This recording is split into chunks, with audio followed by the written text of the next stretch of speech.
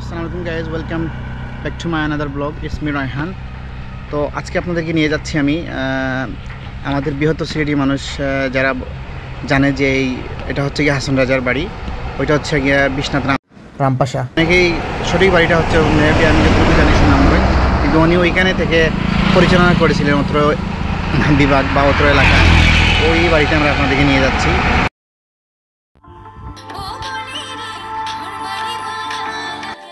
প্রিয় দর্শক মণ্ডলী, চলুন যেতে যেতে সংক্ষিপ্ত করে হাসন রাজা সম্পর্কে কিছু তথ্য জেনে নেই।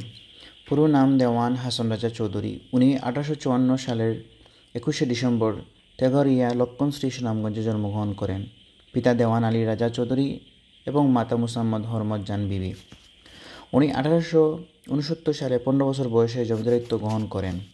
দেওয়ান মোহাম্মদ আজরফের মতে তিনি প্রায় 5,27,000 বিঘা জুড়ে জমির অধিকারী ছিলেন। 15 বছর বয়সে হাসন রাজা ওনার বড় ভাই এবং বাবাকে হারান। সেই সময় থেকে ওনার আধ্যাত্মিক সাধনা এবং চিন্তার সূত্রপাত ঘটে। উনি প্রায় 553টি গান রচনা করেন। হাসন রাজার বাড়ি কথা বলতে একটা গানের কথা মনে হয়ে গেল, যে লোকে বলে রে গর বাড়ি আমার হাতও নেই, কি গর বানাইমো আমি শূন্যেরও মজা আছি। যদি আপনারা সেই কথার প্রতিফলন দেখতে চান তাহলে অবশ্যই হাসন রাজার বাড়িতে চলে আসবেন। আমরা হাসন রাজার বাড়িতে চলে আসলাম। আপনারা দেখতে পাচ্ছেন যে আমরা হাসন রাজার বাড়িতে অবশেষে চলে আসছি। আমার ওইদিকে সে আপনারা দেখতে পাচ্ছেন হাসন রাজার সেই বাড়ি। আসলে বাড়ির অবস্থা দেখলে সেই গানের কথা মনে পড়ে যায়। লোকে বলে রে গোর বাড়ি আমার ভালো নেই। আসলে তো গোর বাড়ি ভালো নেই, কিন্তু হাসন রাজার 100 বছরের ইতিহাস ও স্থাপত্য যেন আজও টিকে আছে সেই গৌরবের মহিয়ান নিবাসে। আপনারা দেখতে থাকুন হাসন রাজার সম্পূর্ণ বাড়িটি। এই হচ্ছে সম্ভবত উনি ওইখানে বৈঠকটি থেকে এইরকম কিছু করতেন মনে হচ্ছে দেখে।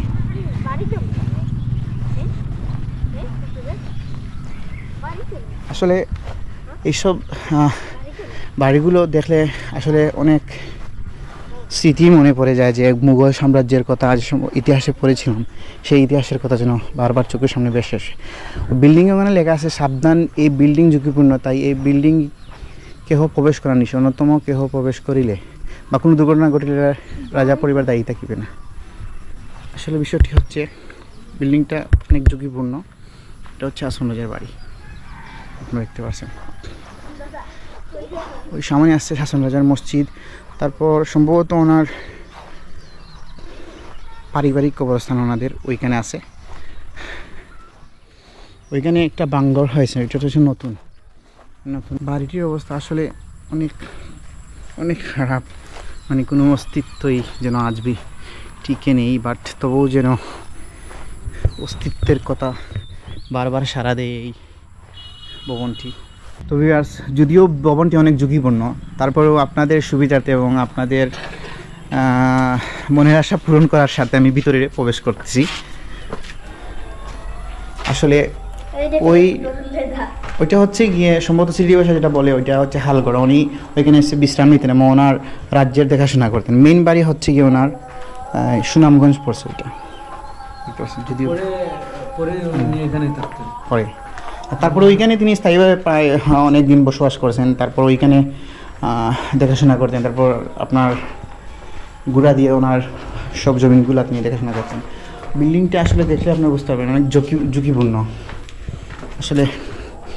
তারপরেও যেন 1000 বছরের স্মৃতি এখনও বেঁচে আছে এই ভবনটির মাধ্যমে। আসলে ওইদিকে ওটা কি সেফটি হবে আমি বুঝতে পারতেছি না। হ্যাঁ, ওইদিকে যাওয়া কি ঠিক আছে?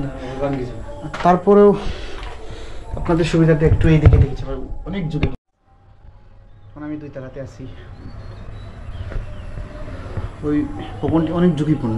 এই যে দেখতে পাচ্ছেন সবগুলো দশে পড়ে যাচ্ছে, তার জন্য আমি উপরে আর যাবো না। যাওয়াটা সতর্কীকরণ দেওয়া আছে, তারপরেও এটা যাওয়া উচিত নয় আমার ওটা মনে হচ্ছে। আমি আবার নামিয়ে যাচ্ছি ধীরে ধীরে, বাট আপনাদের সুবিধার জন্য আমি ওইটা একটু কষ্ট হলে দেখিয়ে ফেললাম। দেখতে পাচ্ছেন। তারপর আমি বলবো আমাদের বৃহত্তর সিলেটে যারা আছেন তারা একবার না হলে এটা দেখে যাবেন। দেখতে পাচ্ছেন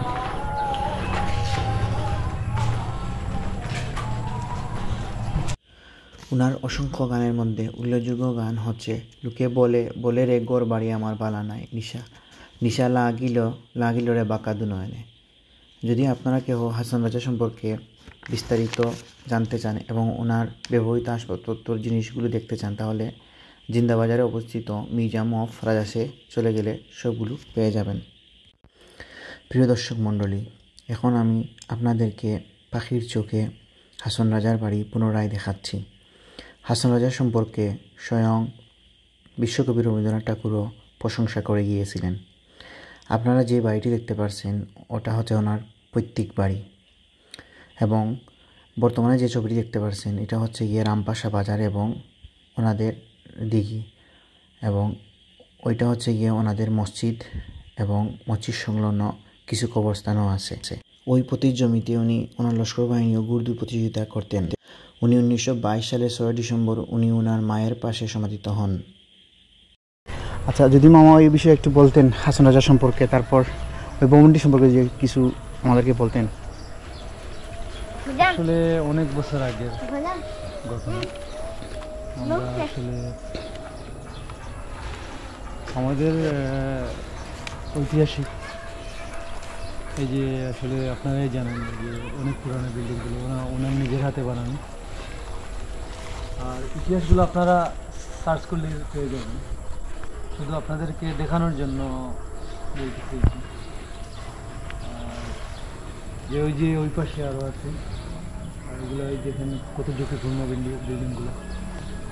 আর উপরে যাওয়া যায়, উপরে তো আমি কিছু গিয়ে একটা ভিডিও করছি যা পারা যায়, আসলে অনেক রিস্ক হয়ে যায়। আর এই যে ভিতরগুলো আছে, ভিতরে বাড়িগুলো আছে, এর জন্য নতুন বাড়ি ওইটা বানাইছে। জি, নতুন বাড়ি। আচ্ছা আচ্ছা, ওইটা কি বাংলোর? রামপাশা বাজার। ওইটা তো বিশ্বনাথ থানা রামপাশা বাজারে পড়ছে। এটা পড়ছে সিলেট জেলা বিশ্বনাথ থানার ইউনিয়ন হচ্ছে রামপাশা। আপনার বাড়িটা হচ্ছে রামপাশা। যদি কেউ আসতে চায় তাহলে কি ওই বাজারে রামপাশা বলে চলে আসতে পারবে? বাজারের ভিতরে আসলেই হয়ে যাবে। আচ্ছা আচ্ছা, যে কোনো মানুষকে বললেই হবে। আচ্ছা, থ্যাংক ইউ মামা আপনাকে। আসলে হচ্ছে কি ভিউয়ার্স, আপনারা যারা সিলেট থেকে আসবেন তারা হচ্ছে রশিদপুর পয়েন্ট দিকে ঢুকে তারপর বিশ্বনাথ বাজারে চলে আসবেন। বিশ্বনাথ থেকে ওইখান থেকে সিএনজির মাধ্যমে বা অটো রিক্সার মাধ্যমে যদি বলেন আমরা রামপাশা চলে যেতে, আপনারা ইজিলি এই হাসন রাজার এই অস্থায়ী ভিত্তি বাসভবনে চলে আসতে পারেন। আজকের মতো বিদায়, ইনশাল্লাহ নেক্সট ভিডিওতে আপনাদের সাথে আবার দেখা হবে। অন্য কোনো ব্লগ নিয়ে হাজির হব আমি রায়হান। আজকের মতো বিদায়, আসসালামু আলাইকুম।